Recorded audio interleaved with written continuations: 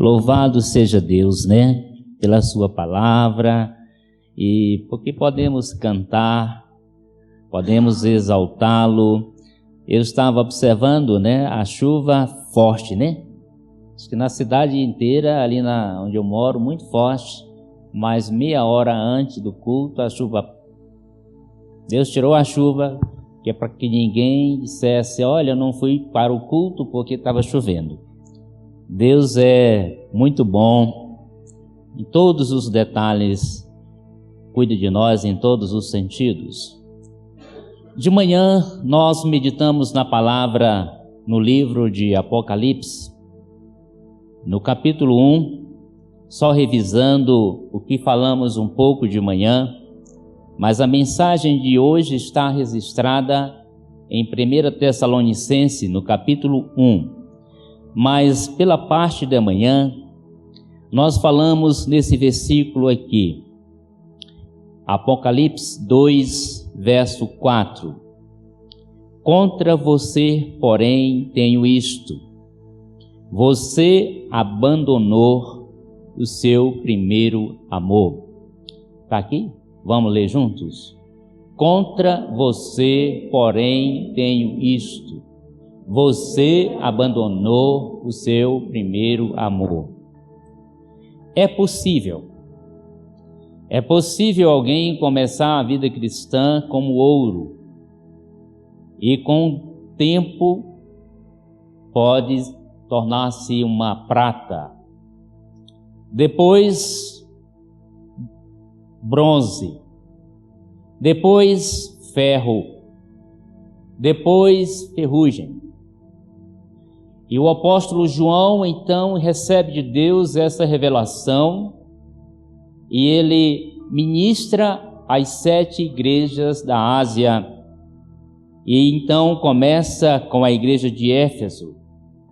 E a missão dele é alertar a igreja em relação à frieza, o esfriamento espiritual, o abandono de princípios, abandono, de Deus de modo geral. E o apóstolo João, ele então fala, mas ele recomenda aqui 3 remédios no versículo 5. Ele diz: lembrem-se de onde caiu. Aqui há o remédio para a restauração, para vencer o esfriamento, para continuar autêntico, cheio de energia, a serviço de Deus, servindo o Senhor. Eu falei de manhã que nós precisamos de energia, de entusiasmo, precisamos deixar a indiferença de lado, a religiosidade, tudo que nos atrapalha, e precisamos de termos uma vida autêntica diante do grande e eterno Deus. Então, para quem esfriou, no caso aqui, João recomendou, por intermédio de Deus, lembrem-se de onde caiu, arrependa-se. Sem arrependimento não será possível ter avivamento. Sem arrependimento não será possível ter uma vida eficaz, abençoada. Em Marcos capítulo 1, verso 15, Jesus disse: arrependei-vos porque é chegado o reino dos céus. E quando Jesus está falando para os não crentes, mas também para os crentes, os religiosos. Uma vida, ela tem que ter sempre isso, tem que ter arrependimento. Por que há entre vós muitos doentes, muitos fracos? Porque não há arrependimento, não há quebrantamento, não há uma vida de choro diante do Senhor. E muitas vezes, muitos dizem: eu tenho 30 anos de vida cristã, mas se irritam com nada. Se uma folha seca cair no quintal, já estão irritados. Qualquer coisa é motivo de revanche. E quando na verdade muitas coisas para o cristão pode passar, para que prevaleça a paz, a alegria, o amor e o bom testemunho cristão. Então, a palavra dessa manhã foi essa. Agora vamos para 1 Tessalonicenses. E Paulo também, ele aqui, já o apóstolo Paulo, já mudou aqui o autor, ele fala para a igreja de Tessalônica, uma igreja que Paulo expressa muita gratidão. E no versículo 2 diz assim: sempre damos graças a Deus por todos vocês. Aqui Paulo, Silvano e Timóteo. Sempre damos graças a Deus por todos vocês. Aqui a ação de graças pela fé e pelo exemplo dos tessalonicenses. E ainda terminando o versículo, mencionando-os em nossas orações. Sempre damos graças a Deus. Olha só o versículo 7. O que diz? Assim tornaram-se modelos para todos os crentes que estão na Macedônia e na Acaia. Paulo expressa gratidão para com aqueles irmãos, e na maioria das vezes, quando o apóstolo Paulo escreve às igrejas, ele demonstra gratidão. E tem uma coisa que chamava muita atenção do apóstolo Paulo. Quando ele observava na igreja, na vida dos crentes, bom exemplo de vida cristã.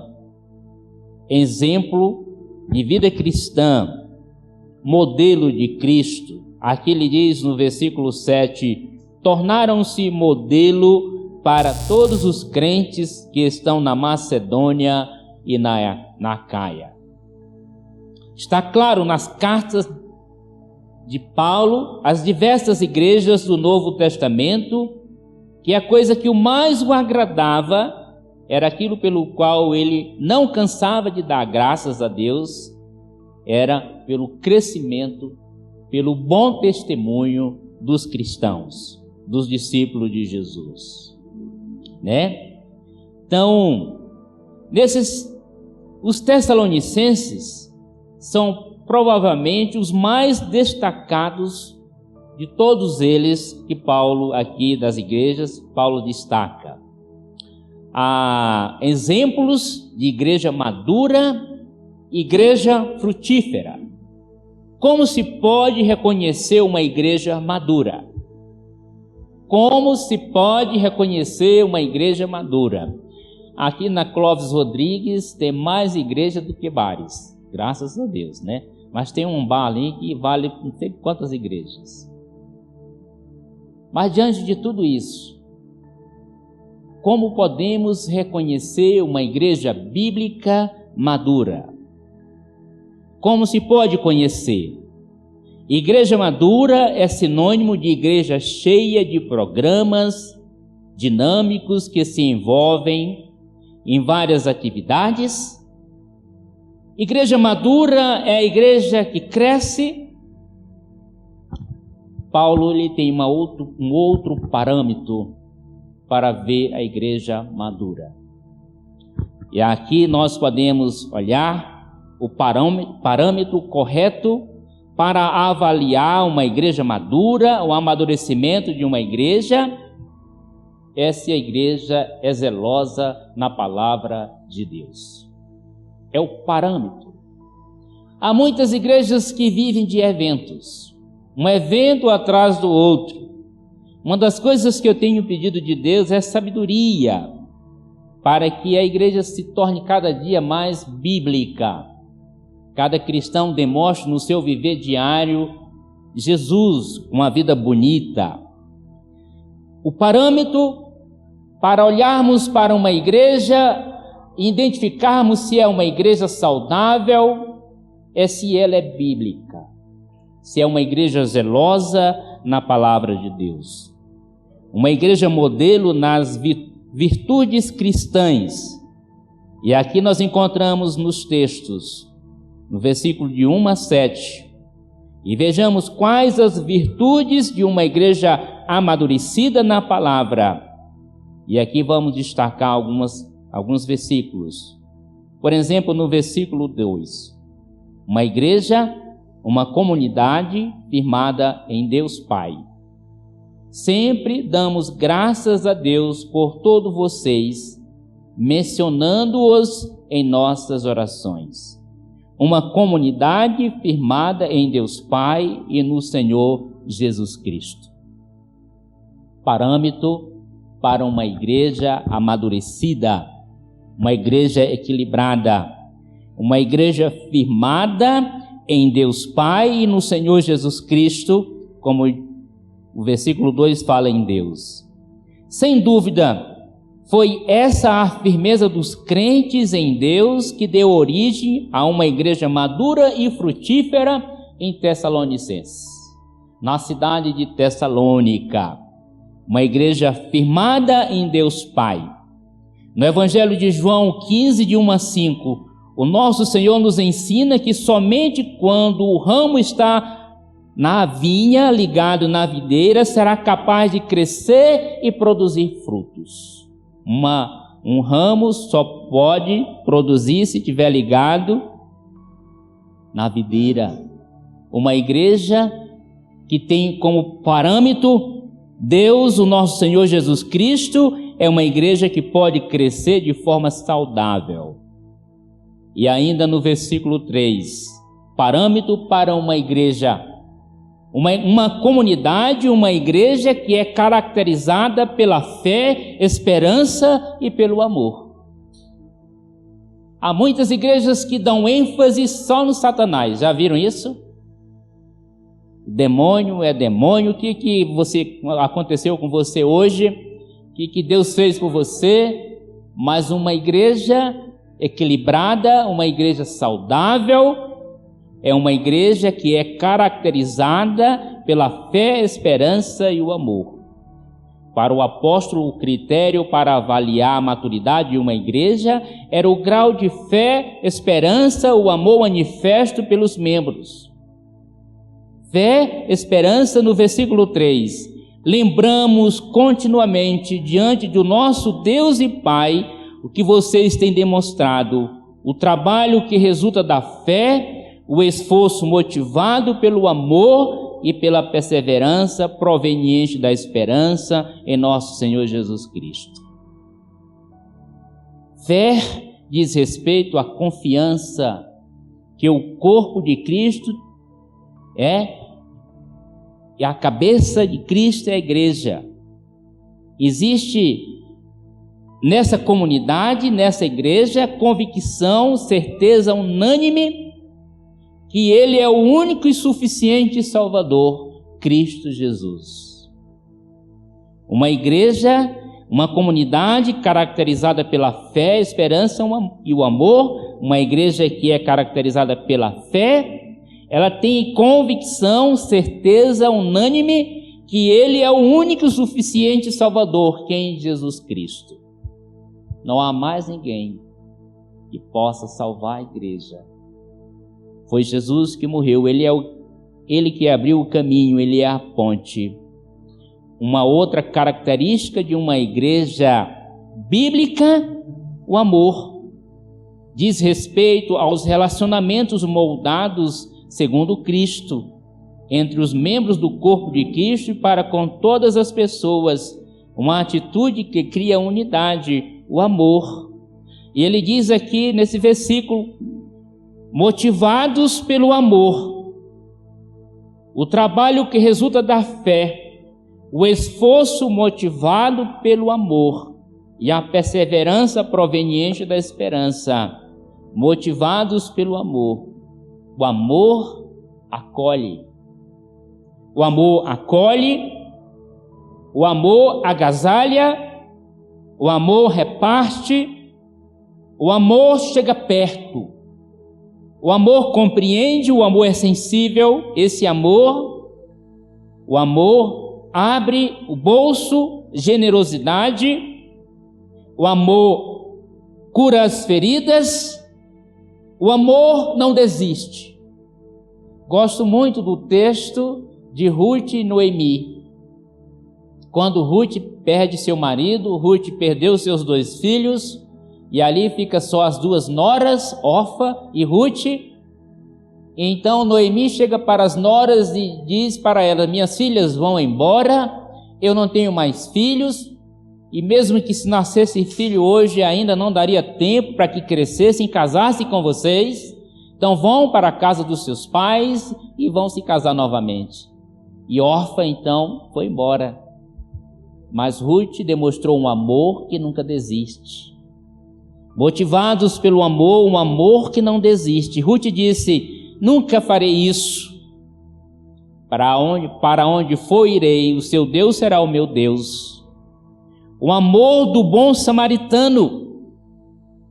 Uma igreja que tem um parâmetro que é zelosa, é saudável, é bíblica, ela demonstra no dia a dia, por meio dos seus membros, discípulos, o amor do bom samaritano. Hoje o irmão Gilmar falou nisso de manhã. Um amor que acolhe. O religioso, o levita e o fariseu, o viajante estava no chão. E os religiosos passaram por ali virando o rosto. Passou o fariseu, passou o levita e passa o samaritano e vê aquele viajante caído, maltratado. E ele socorre, ele estende a mão. Ele não é preconceituoso. Uma igreja bíblica não é preconceituosa, ela estende a mão. Queridos, pense um pouco na responsabilidade sua e minha, nossa como igreja, de acolhermos, de amarmos de tal ponto para não desistirmos. Eu tenho um amigo que ele é africano, nós estudamos juntos, e ele sempre dizia na sala, eu penso que ele repetia essa frase de mais alguém, de alguém que falou em algum tempo. Ele diz: o único exército que deixa seu soldado ferido no campo de batalha chama-se igreja. Porque alguém é ferido, então deixa para lá. A igreja que tem um parâmetro que é bíblica é uma igreja que ama, ela não desiste nunca. Ela está sempre pronta para acolher, passar as feridas e ajudar naquilo que for necessário. O amor do bom samaritano. E motivados pelo amor, eu estava lendo as lições que já foram ministradas pela manhã. Amem-se uns aos outros, acolham uns aos outros, saúdem uns aos outros, cuidem uns dos outros, sujeitem-se uns aos outros, encorajem-se uns aos outros. E agora a próxima lição: perdoem uns aos outros. Tudo isso tem que ser vivenciado dentro da igreja bíblica saudável. Interessante que eu achei de manhã, o irmão Gilmar falou o seguinte, que se o fariseu que passou e viu o samaritano caído e virou o rosto, não ajudou, mas se tivesse um outro fariseu, 2, aí eles tinham ajudado, porque queriam aparecer, se apresentar. E assim é a religiosidade. Deus espera de nós generosidade sempre, em qualquer situação, em qualquer circunstância, em qualquer momento. Uma comunidade saudável, uma comunidade que é caracterizada pela fé, a esperança e o amor. Uma igreja bíblica, ela vive a fé verdadeira no Cristo, vive o amor e vive a esperança. Além do presente, para aquele dia em que Jesus Cristo virá, a esperança, olhar além do presente, olhar para o futuro. Nós estamos vivendo um período difícil, mas não é motivo para você baixar a cabeça e andar pisando vagarosamente e reclamando que tudo acabou, não. Uma igreja bíblica saudável tem discípulos que olham para o futuro com esperança. Cristo voltará. Nós somos filhos. Eu sempre gosto de dizer, somos as coisas mais lindas de Deus. Então, diante de toda a adversidade, de todos os problemas, Não baixe sua cabeça, olhe para frente, porque temos esperança, né? Uma igreja que tem esperança. Se a igreja não é bíblica, é uma igreja imatura, uma igreja que reflete ciúmes, uma igreja que facilmente se vê confusão doutrinária, divisões, orgulho, arrogância, comportamento inconveniente.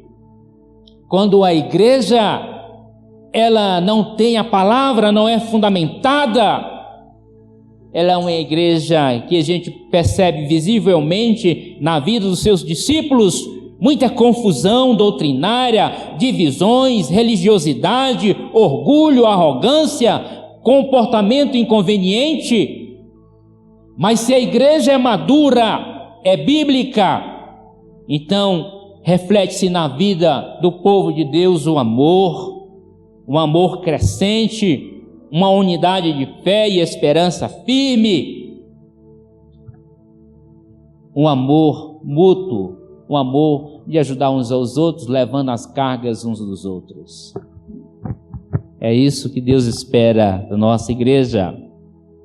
Ainda mais um parâmetro para observarmos uma igreja bíblica, uma igreja saudável, uma igreja modelo, uma comunidade amada e eleita por Deus. O versículo 4 diz: sabemos isso, amados de Deus, que Ele os escolheu. Ele escolheu uma igreja amada e eleita por Deus. Sabe, queridos, é isso que precisamos entender. Paulo fala isso. As virtudes manifestas aqui por esses irmãos mostravam como eles tinham convicção que aquela igreja era eleita por Deus. E isso caracterizava uma igreja saudável, uma comunidade, ainda no versículo 5 ao 7, que suporta com paciência as perseguições. Paulo pregou em Tessalônica 3 finais de semana e teve que sair de lá fugido. Mas mesmo assim, diante das perseguições, das lutas, dos sofrimentos, aqueles irmãos perseveraram e depois tornaram-se modelos de crente para todos ali próximo a eles. Uma igreja que é perseverante em meio às lutas. Você já pensou se houver um decreto do nosso governo, ou então imagine aí, uma coisa que pode acontecer de forma rotineira, invasões dos templos, nos cultos e massacre de crentes no Brasil.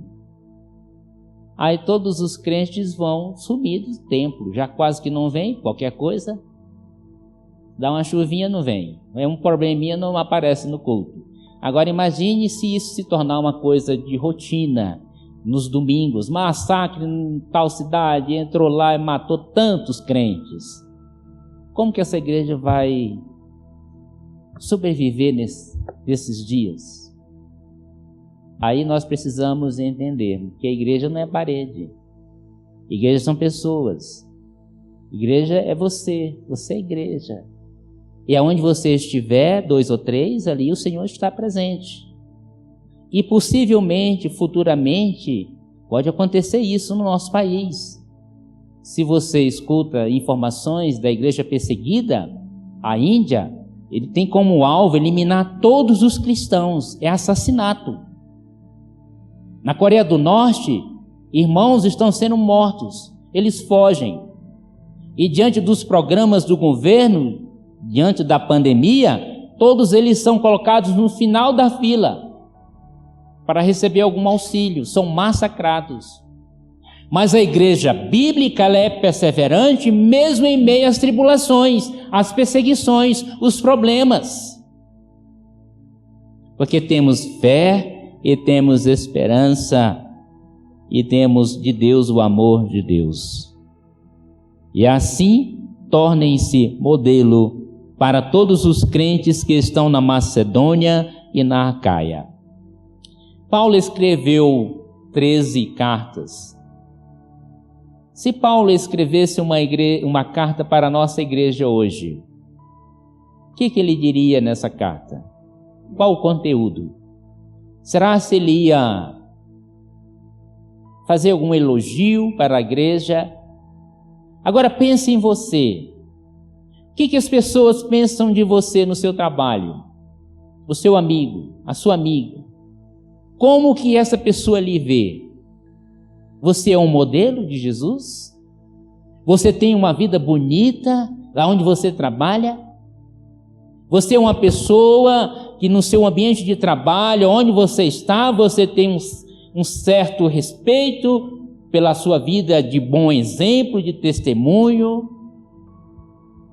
Sabe, queridos, uma igreja bíblica, ela proporciona a cada discípulo de Jesus uma vida bonita. Uma das coisas que eu não suporto é religiosidade. Não discuto religião com ninguém, eu falo de Bíblia e de Deus. Então, é isso que o Senhor Deus espera de nós. Uma vida fundamentada nele. Uma vida bonita, transparente. Uma vida que seja modelo para outras pessoas. Já pensou alguém dizer assim, olha esse rapaz, mas como é gentil, como é elegante, como é educado, como é sensível, como é generoso. Aí sim, ó, que bom exemplo. É isso que Deus espera de nós. É isso que vale a pena.